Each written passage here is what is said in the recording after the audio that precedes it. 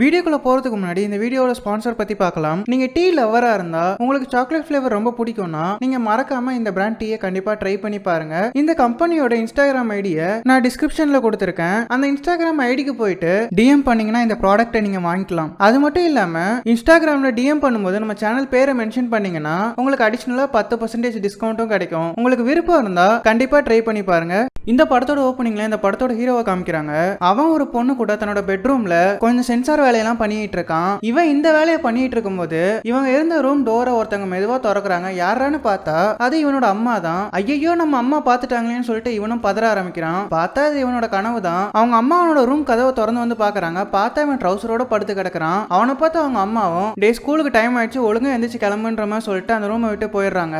இவனும் ஸ்கூலுக்கு ரெடி ஆயிட்டு அவனோட ரூமை விட்டு வெளியே வந்து அவனோட அப்பா கிட்ட பேசிட்டு இருக்கான். அப்போ அவனோட அப்பா அவனை பார்த்து இங்க பாரு ஸ்கூல்ல ஸ்காலர்ஷிப்காக ஒரு இன்டர்வியூ இருக்கு, அந்த இன்டர்வியூ நீ அட்டென்ட் பண்ணு, அது மூலமா ஒரு நல்ல காலேஜ்ல உனக்கு பிளேஸ்மெண்ட் கிடைக்கும். நான் கூட அந்த மாதிரி ஒரு காலேஜ்ல தான் படிச்சேன். அது மட்டும் இல்லாம அந்த காலேஜ்ல படிக்க போய் தான் உன்னோட அம்மாவை பார்த்து கல்யாணம் பண்ணி நல்லபடியா செட்டில் ஆன, நீயும் அந்த காலேஜ்ல சேர்ந்து உங்க அப்பா மானத்தை காப்பாத்துறான்னு சொல்லிக்கிட்டு இருக்காரு. அதுக்கப்புறமா அவரோட ஒரு லக்கி பேண்ட் இருக்கும் போல அதை அவனோட தலையில மாட்டி விட்டு போடா மகனேன்னு அனுப்பிச்சு வைக்கிறாரு.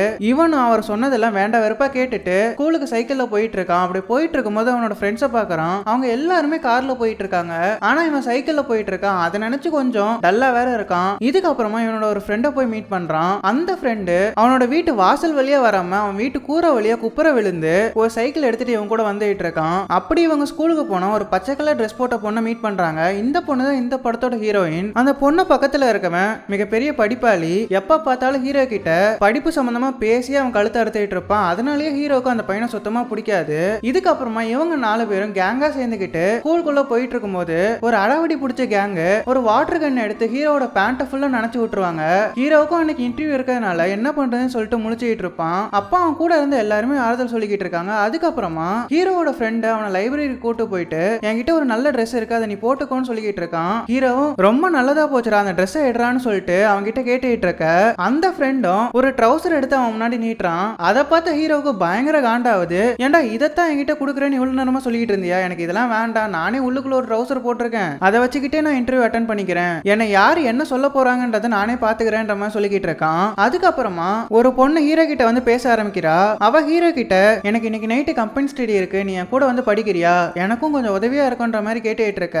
அதை கேட்ட ஹீரோ அதெல்லாம் என்னால முடியாது, எனக்கு கொஞ்சம் வேலை இருக்குன்ற மாதிரி சொல்லிட்டு இருக்கான். அதெல்லாம் கேட்டுட்டு இருந்த ஹீரோட ஃப்ரெண்டும் அந்த பொண்ணை பார்த்து இங்க பாரு நீ ஒன்னும் கவலைப்படாத, இவன் கண்டிப்பா வருவான், நீ போன்ற மாதிரி சொல்லி அந்த பொண்ணை அங்கிருந்து அமுச்சு வைக்கிறான். அதுக்கப்புறமா ஹீரோவை பார்த்து ஏன்டா எவ்வளவு நாள் தாண்டா கனவுலயே வாழ்ந்துட்டு இருப்ப, இன்னைக்கு நைட்டு நீ அந்த பொண்ணோட வீட்டுக்கு போ, அதுக்கப்புறமா நீ கனவுல பண்ண எல்லாத்தையுமே நிஜத்திலே பண்ணலான்ற மாதிரி சொல்லிக்கிட்டு இருக்கான். இதுக்கப்புறமா அவன் ஃப்ரெண்டு கூட பேசிக்கிட்டு அந்த இன்டர்வியூக்கு ப்ரிப்பேர் பண்ணிக்கிட்டு இருக்கான். இதுக்கப்புறமா இவங்க 2 பேரும் கிளாஸ் ரூமுக்கு போறாங்க.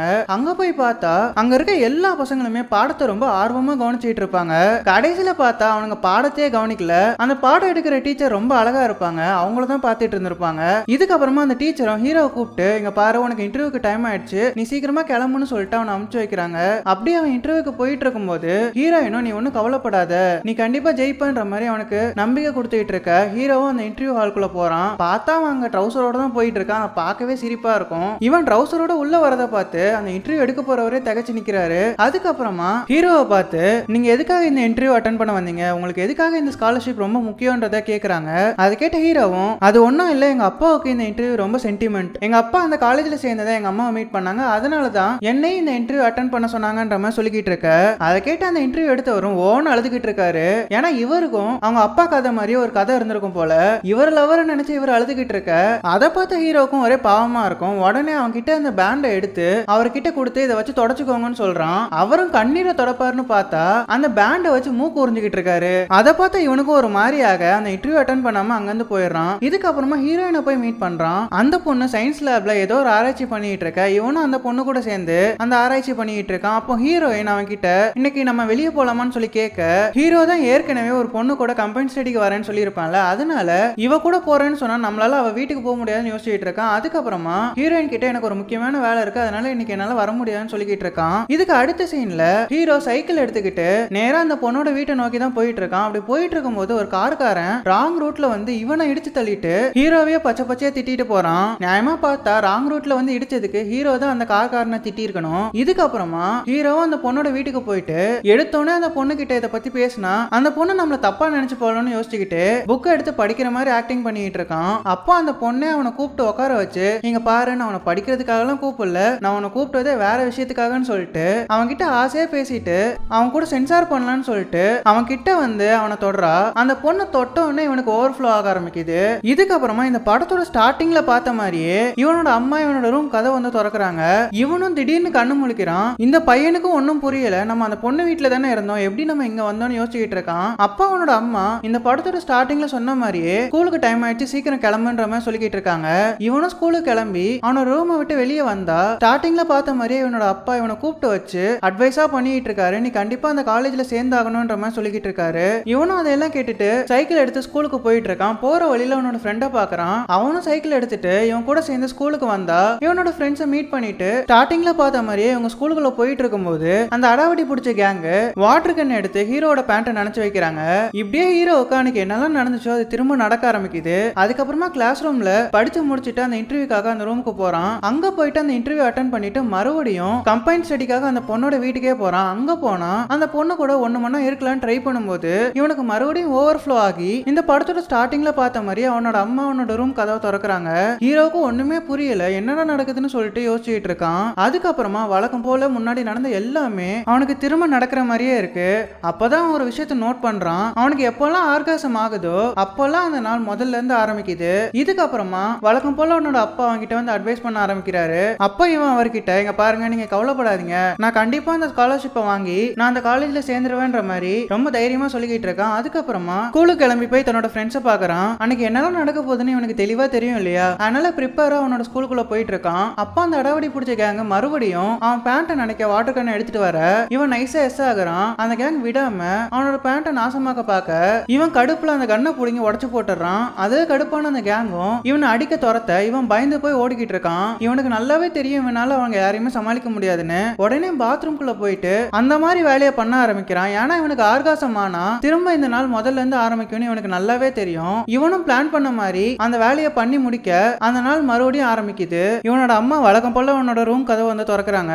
அதுக்கப்புறமா இவன் ரொம்பவே சந்தோஷமா அந்த ரூமை விட்டு வெளியே வரான். ஸ்கூலுக்கு கிளம்பிட்டு இருக்கான். அதுக்கப்புறமா அவனோட அப்பா கிட்ட போயிட்டு ரொம்ப சந்தோஷமா பேசிட்டு இருக்கான். நான் கண்டிப்பா அந்த ஸ்காலர்ஷிப் வாங்கி அந்த காலேஜ்ல ஜாயின் பண்ணுவேன்ற மாதிரி சொல்லிட்டு நேரா ஸ்கூலுக்கு போயிட்டு இருக்கான். அங்க போயிட்டு தன்னோட ஃப்ரெண்ட்ஸ் கிட்ட சந்தோஷமா பேசிட்டு இருக்கான். இது வரைக்கும் ஹீரோ ஹீரோயின் கூட பெருசா டைம் ஸ்பெண்ட் பண்ணதே கிடையாது. இந்த தடவை ஹீரோ ஹீரோயின் கூட ரொம்ப டைம் ஸ்பெண்ட் பண்ணிட்டு இருக்கான். அவன் அந்த பொண்ணு கூட இருக்கும்போது மனசளவுல ரொம்ப சந்தோஷமா ஃபீல் பண்ணிட்டு இருக்கான். இதுக்கப்புறமா வழக்கம் போல எல்லாமே நடந்துகிட்டு இருக்க அவனோட கிளாஸ்ல இருக்க எல்லா பசங்களுக்குமே அந்த டீச்சர் மேல ஒரு கண்ணு இருக்கும் இல்லையா, அந்த டீச்சர் வழக்கம் போல பாடம் எடுத்துக்கிட்டு இருக்கும்போது ஹீரோ அந்த டீச்சர் கிட்ட போயிட்டு வம்பிழுக்க ஆரம்பிக்கிறான். இதுக்கப்புறமா ஹீரோ கேண்டீன்ல உட்காந்து சாப்பிட்டுட்டு இருக்கும்போது அவனுக்கு பிடிக்காத ஒரு பொண்ணு இருப்பா. அவ கரெக்டா அப்போன்னு பார்த்து அங்க வந்து சாப்பிட்டுட்டு இருக்க ஹீரோ அவகிட்டயும் போய் வம்பிழுக்கிறான். பொக்குன்னு அவன் மூஞ்சிலே குத்துறான். இதுல கடுப்பான அந்த பொண்ணும் ஹீரோவை அடிக்க கூடாத இடத்துல அடிச்சு விட்டுருவா. இதுக்கப்புறமா ஹீரோவுக்கு ஒரு கால் வருது.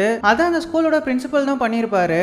அவர் ஹீரோவை கூப்பிட்டு வச்சு, இங்க பாரு, நீ இல்லாத சேட்டையெல்லாம் பண்ணிட்டு இருக்க, நீ பண்ண வேலைக்கெல்லாம் உன்னை போலீஸ்ல புடிச்சு கொடுக்க போறோன்ற மாதிரி சொல்லிக்கிட்டு இருக்காங்க.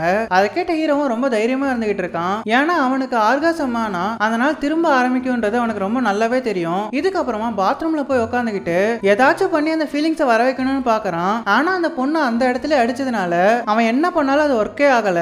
அதுக்கப்புறமா அவனோட ஃப்ரெண்டை கூப்பிட்டு, இங்க பாரு, நீ பொண்ணு மாதிரி பேசு, அப்பயாச்சும் இது ஒர்க் ஆகுதா இல்லையான்னு பாக்கலான்ற மாதிரி சொல்லிக்கிட்டு இருக்கான். அந்த ஃப்ரெண்டுக்கு ஒண்ணுமே புரியல, இவன் ஏன் இப்படி பேசிட்டு இருக்கான்னு யோசிச்சுட்டு இருக்கான். கரெக்டா அப்போன்னு பார்த்து அந்த இடத்துக்கு ஹீரோ கிட்ட சண்டை போட்டு அந்த பொண்ணு வரா. அவ அங்க வந்து ஹீரோ கூட பயங்கரமா அடிச்சு புடிச்சு சண்டை போட்டுட்டு இருக்க கரெக்டா ஹீரோவுக்கு அந்த ஃபீலிங்ஸ் வந்துருது. ஹீரோக்கும் ஓவர்ஃப்ளோ ஆகி அவனும் மறுபடியும் காலையில தன்னோட வீட்டுல கண்ணு முழிக்கிறான். அவனோட அம்மா மறுபடியும் அவனோட ரூம் கதை வந்து திறக்கிறாங்க.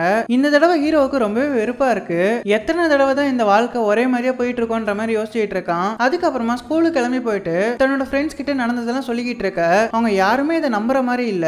ஹீரோவும் இந்த பிரச்சனைக்கு எப்படியாச்சும் தீர்வு கிடைக்கணும்னு யோசிச்சுட்டு இருக்கான். அதுக்கப்புறமா இந்த விஷயத்த ஹீரோயின் கிட்ட போய் சொல்றான். ஹீரோயினும் ஒரு ஐடியா சொல்றா. அது என்னன்னா, இவங்க கேங்லயே ஒரு படிப்பாளி ஃப்ரெண்ட் இருப்பான்ல, அவங்க கிட்ட போயிட்டு இதுக்கு ஒரு தீர்வு கேட்கலாம்னு சொல்லிக்கிட்டு இருக்கா. இதுக்கப்புறமா இவங்க 2 பேரும் அந்த படிப்பாளியோட வீட்டுக்கு போறாங்க. அங்க போய் உக்காந்தா அந்த படிப்பாளி, இங்க பாருங்க, என் வீட்டுல ஒரு பாட்டி இருக்காங்க, அவங்களுக்கு மனநலம் சரியில்லை, நீங்க இங்க வந்ததை பார்த்தா உங்களை உண்டு இல்லைன்னு ஆக்கிடுவாங்கன்ற மாதிரி சொல்லிக்கிட்டு இருக்க. இவங்க இப்படி பேசிட்டு இருக்கும் போதே அந்த பாட்டி ஹீரோவோட பின்னாடி வந்து நிக்க ஹீரோவும் பயந்து போறான். அதுக்கப்புறமா அந்த பாட்டி அவன் கழுத்தை பிடிச்சி இருக்கி அவன் கழுத்து மேலே உட்காந்துக்கிறாங்க. டேய் திருட்டு பையில, இந்த வீட்டுக்கு திருடு தானே வந்திருக்கான்ற மாதிரி அவனை போட்டு பயங்கரமா டார்ச்சர் பண்ணிட்டு இருக்காங்க.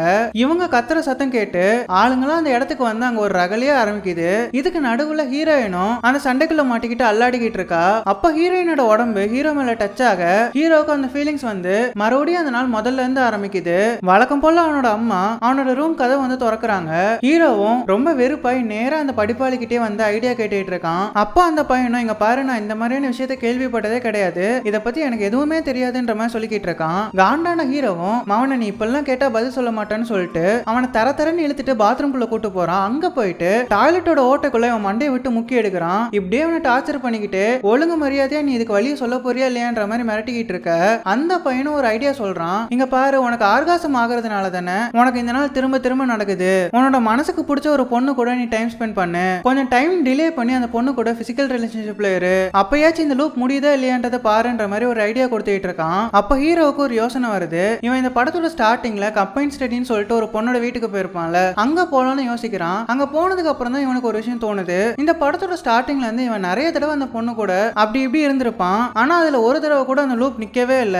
இதெல்லாம் யோசிச்சுக்கிட்டு இவனும் ரோட்ல நின்னுட்டு இருக்க இவனோட அப்பா இவனை வந்து பாக்குறாரு. இங்க பாரு, நீ அந்த இன்டர்வியூ அட்டென்ட் பண்ணவே இல்ல, அதனால ஒரு ஸ்பெஷல் பர்மிஷன் கேட்டிருக்கேன், அந்த இன்டர்வியூ ஒரு இடத்துல நடத்துறதுக்கு அரேஞ்ச்மெண்ட்டும் பண்ணிருக்கேன்னு சொல்லிட்டு இருக்காரு. அதை கேட்ட ஹீரோ அந்த இன்டர்வியூ அட்டென்ட் பண்ணலாம்னு சொல்லிட்டு அவனோட அப்பா கூட சேர்ந்து போறான். இந்த படத்தோட ஸ்டார்டிங்ல ஹீரோ இன்டர்வியூ எடுத்த அதே ஆள் தான் இப்பயும் இன்டர்வியூ எடுக்க உட்காந்துட்டு இருக்காரு. அவர்கிட்ட ஹீரோ என் அப்பாவோட கதையை சொன்னதுக்கு நீங்க எதுக்கு அழுதிங்கன்ற மாதிரி கேட்டுட்டு இருக்கான். அதை கேட்ட அவரும் அது ஒண்ணும் இல்ல, என்னோட ஒய்ஃப் கொஞ்ச நாள் முன்னாடி இறந்து போயிட்டா, அதனாலதான் உன்னோட அப்பா கதையை கேட்டோன்னே எனக்கு கண்ணீர் வந்துச்சுன்ற மாதிரி சொல்லிக்கிட்டு இருக்காரு. அவர் ஃபீல் பண்ணிட்டு இருந்ததை பார்த்த ஹீரோட அப்பாவும் அவர்கிட்ட இங்க பாருங்க, காதல்ன்றது உடம்பு சம்பந்தப்பட்ட விஷயம் கிடையாது, அது மனசு சம்பந்தப்பட்ட விஷயம்ன்ற மாதிரி பேசிட்டு இருக்க ஹீரோக்கு ஒரு யோசனை வருது. இவன் உடனே ஹீரோயினோட வீட்டுக்கு போறான். அங்க போயிட்டு அவகிட்ட நடந்த எல்லா விஷயத்தையுமே சொல்லிக்கிட்டு இருக்கான். இதை கேட்ட ஹீரோயினுக்கும் அவன் சொல்றதுல நம்பிக்கையே இல்ல, ரொம்ப கோவப்பட்டு இருக்கா. ஒரு கட்டத்துல கோவத்துல தன்னோட ட்ரெஸ்ஸை கழட்டிட்டு இதுக்கு தானே வந்த, சீக்கிரமா முடிச்சிட்டு கிளம்புன்ற மாதிரி சொல்லிக்கிட்டு இருக்கா. அதை கேட்ட ஹீரோவும் இல்ல, நான் உன்னை பத்தி இப்பெல்லாம் யோசிக்கல, நான் உன்னை உண்மையா லவ் பண்றேன்ற மாதிரி சொல்லிக்கிட்டு இருக்கான். ஒரு வழியா ஹீரோயினை பேசி சந்தோஷப்படுத்தி அவன் மனசை சமாதானப்படுத்துறான். அதுக்கப்புறமா அவ கூட பெட்ல ஒன்னா இருக்கிறான். இருந்தாலும் இந்த விஷயத்துல இவனுக்கு நம்பிக்கையே இல்ல, இந்த லூப் முடியாதுன்னு இவன் நினைச்சிட்டு இருக்கான். ஆனா இவன் நினைச்ச மாதிரி இல்லாம இந்த லூப் திரும்ப ஆரம்பிக்கவே இல்ல, அவன் இன்னும் ஹீரோயின் கூட தான் இருக்கான். இப்படியே ஒரு ஹாப்பி எண்டிங்கோட இந்த படத்தையும் முடிக்கிறாங்க. உங்களுக்கு இந்த படம் பிடிச்சிருக்கும்னு நினைக்கிறேன். பிடிச்சிருந்தா மறக்காம லைக் பண்ணிடுங்க.